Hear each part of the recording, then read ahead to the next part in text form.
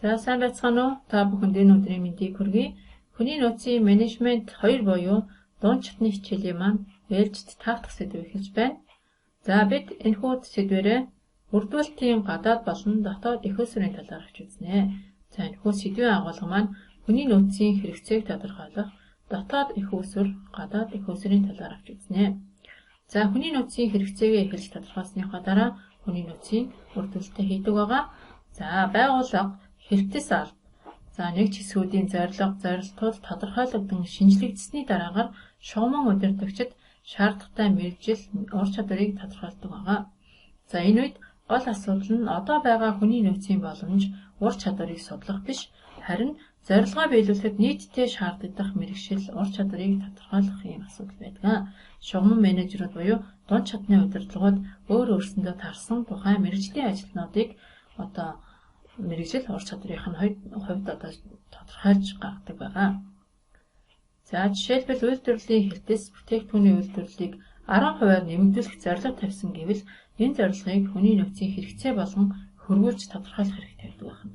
За 100%-аар бүтээгдэхүүнээ гаргахад манайх 20 хүнтэй ажилтдаг байлаа гэж бодоход 10%-аар нэмэхийн тулд дахиад 2 хүнийг ажилд авах шаардлагатай гэх мэтээр иймэрхүү маягаар тодорхойлдог байна.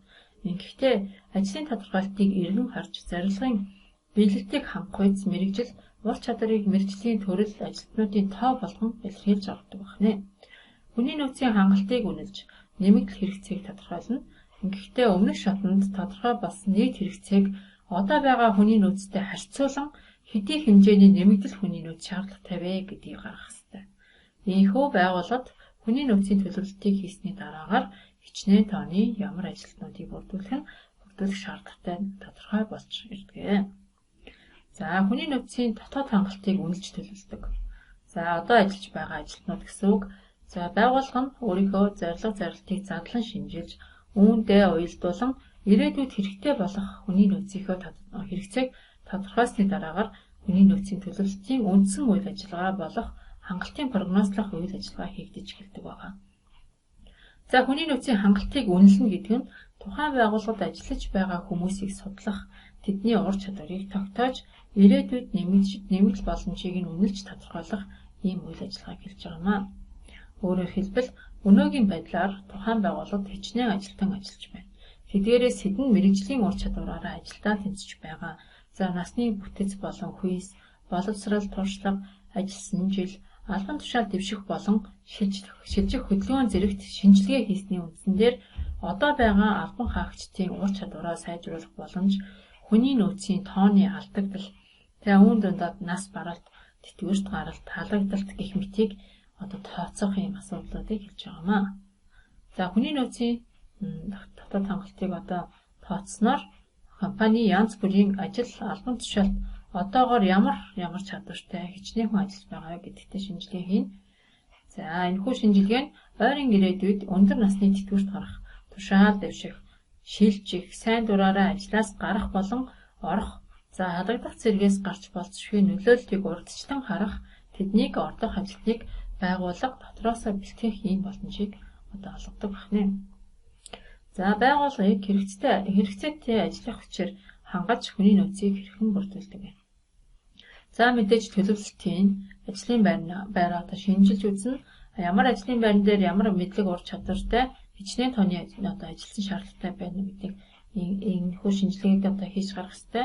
За эцэст нь тэр шинжилгээнд гарсан ажлын байранд таарсан ажлын хүчний нөөц бүрдүүлэлтээ хийн. За үүнд нь татах, эзүүлэх, сонгох, ажилд авах зэрэг үйл явцаас бүрддэг байна. За тэгвэл дотоод эх үүсвэр гэж юу вэ? За энэ эх үүсвэрт одоо ажиллаж байгаа ажилтнууд, тэдний ойр дотны найз нөхөд, өмнө нь ажиллаж исэн хүмүүс багтдаг байгаа. Ер нь аливаа байгууллагын ажилтнууд дотроо нэг ажлаас нөгөө чиглэж нь элбэг тохиолддог бөгөөд ихэвчлэн тушаал дэвших замаар сул чөлөөтэй эсвэл шинээр бий болсон ажлын байранд очдог.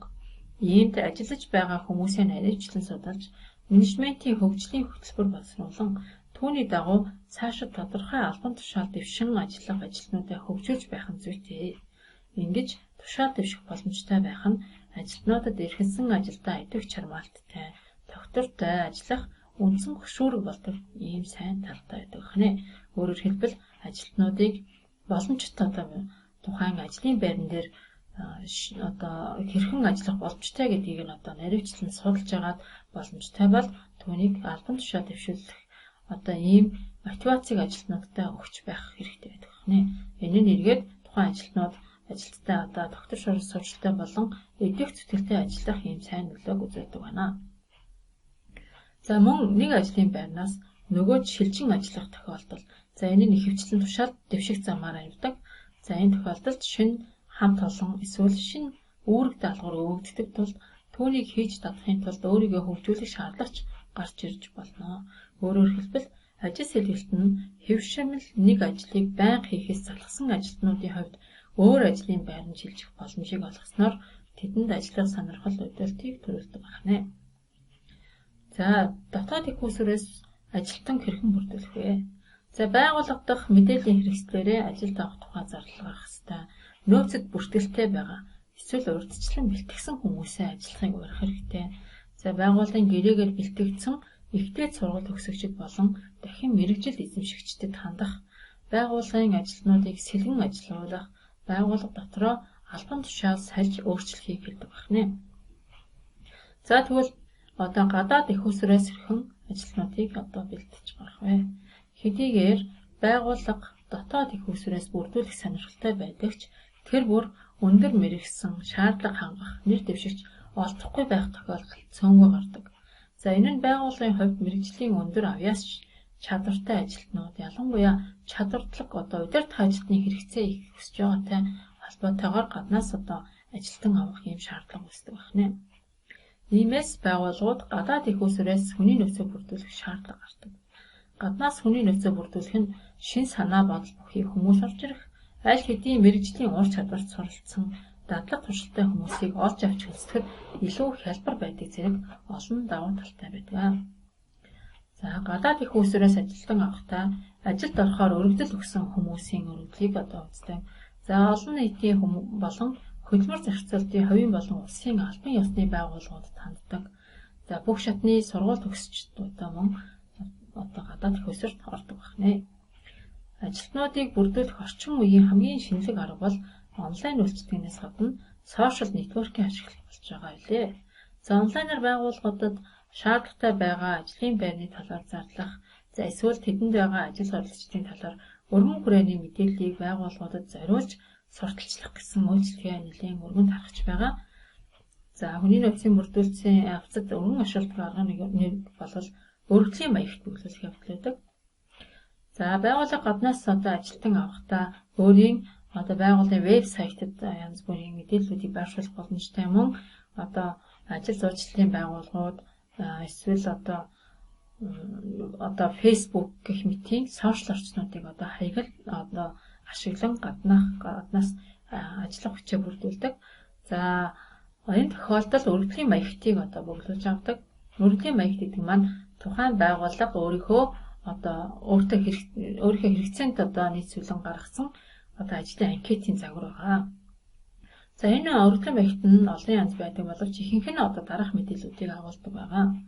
За үүнд хүсэлт гаргаж байгаа ажлын байрны нэр, за ажил ордогчийн нэр, хаяг утасны дугаар, төрсэн огноо, газар үндэстэн, боловсрал, за сургалт болон мэргэшүүлэлтийн талаар хэдий та ямар сургалт төгссөн, ямар мэдээ мэргэшүүлэгч сургалтанд суусан, за мөн ажил эрхлэлтийн түүх байгаа. Энэ нь урд нь хаана ямар байгууллагад яг ямар ажил эрхэлж байсан, тэнд ямар хугацаагаар ажиллаж байсан талаар, за ажил ордогчийн өгөхийг хүсэж байгаа бусад мэдээллүүд юу байна? За эцэст нь гарын үсэг, энэ нь тухайн өгсөн мэдээлэл нь үнэн гэдгийг хэрчилж байгаа. Эцэст нь өргөдлийн маягт болон түүний өгсөн огноо байдаг байна. За CV-д овог нэр, төрсэн огноо, гэрэлтийн байдал гэх мэт хувийн мэдээллүүдээ тухайн хүн оруулдаг байна.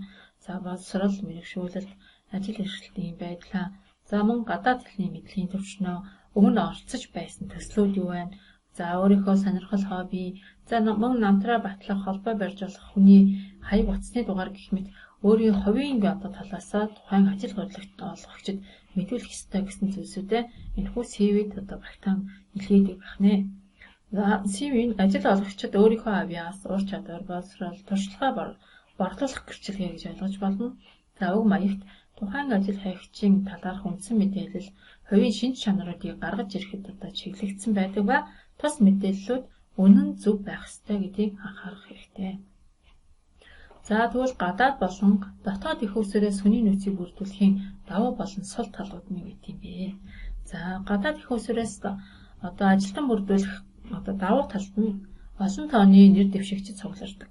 Байгууллагад шинэ ирээдүйн ур чадвар санааг авчирдаг. За сургалтын хэрэгцээ бага байж болох талтай. Учир нь тэд бол ажилдаа мэргэсэн ийм хүмүүс байдаг. За байгууллага дах дутагдыг гадны хүний нүдээр олж харж илрүүлэхэд тусалдаг. Бид нэг байгаа газараа удаан хугацаагаар байнга харсараа дасал болсон байдаг бол шинээр гаднаас орж ирсэн ажилтан өөр маягийн шинэлэг ийм санаануудыг дэвшүүлж байдаг. За тэгвэл гадаад их усрээс ажилтан бүрдүүлэхийн сул тал нь юу вэ? За бүрдүүлэлт болон сонголтын үйл явцтай холбоотой хүндрэл, аз туршилтууд гарах юм боломжтой. За ажлын баримжаа олох гээд урт хугацаа шаарддаг.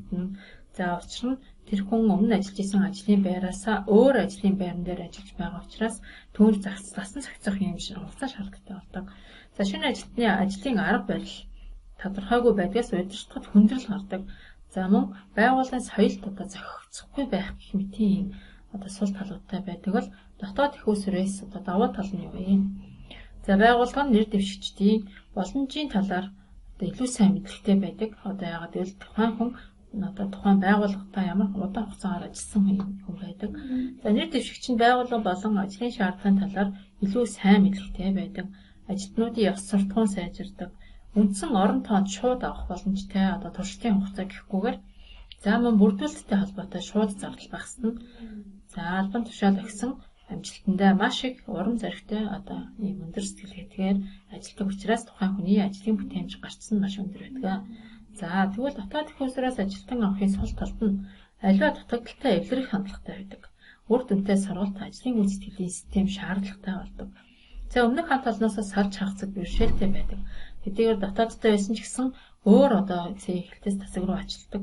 За сонгогдож чадаагүй тохиолдолд урам нь хунгарч цаашид үр бүтээлтэй ажиллах сонирхолгүй ийм сул талуудтай болдог байна. За өнөөдрийн хичээл үүгээр өндөрлөж байна. Анхаарлаа хандуулсан та бүхэнд баярлалаа. Дараагийн хичээлээр дахин уулзлаа. Түр баяртай.